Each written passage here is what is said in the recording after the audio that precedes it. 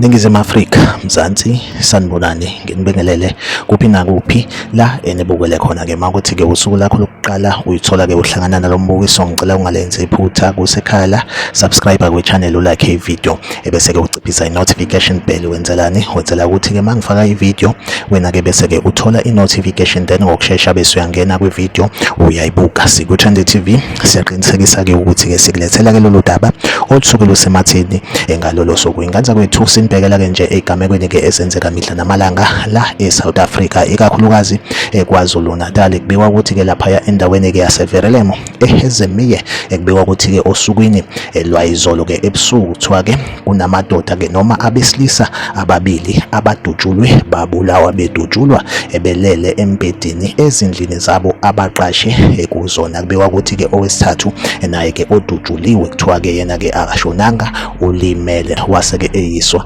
esibhedlela. Ngokusho-ke kwabantu-ke abaseduze abayibonele noma abayizwele, kuthiwa-ke laba abesilisa kuthiwa-ke bebengena kuyona-ke le mizi eyomthathu, nokuthiwa-ke bafike bavulela ngenhlamvu kwase kushona-ke bona-ke laba abesilisa ababili abebezilalele embedeni. Kusekuyo futhi-ke indawo yaseVerelemo laphaya endaweni-ke yaseKhonobya, nakhona kuthiwa-ke ebusukwini-ke bayizolo kunowesilisa okuthiwa-ke ungudrayiva wetekisi-ke naye futhi okwaziwe wabulawa. Kanti-ke futhi nakubona laba ababulewe eHezemiya kuthiwa-ke phakathi kwabo kunodrayiva wetekisi odumile-ke nje endaweni-ke owaziwayo, nokuthiwa-ke naye ushonile kulesa sigameko. Like ivideo, usubscribe kwi-channel, uphinde ucommente kwi-comment section ungitshela ukuthi kuthini ukuphawula kwakho ngalolu daba. Siku-Trend TV ngizohleze ngikhona ngilethela-ke indaba eyisematheni usuku nosuku. Asihlangabezane kwivideo elandelayo.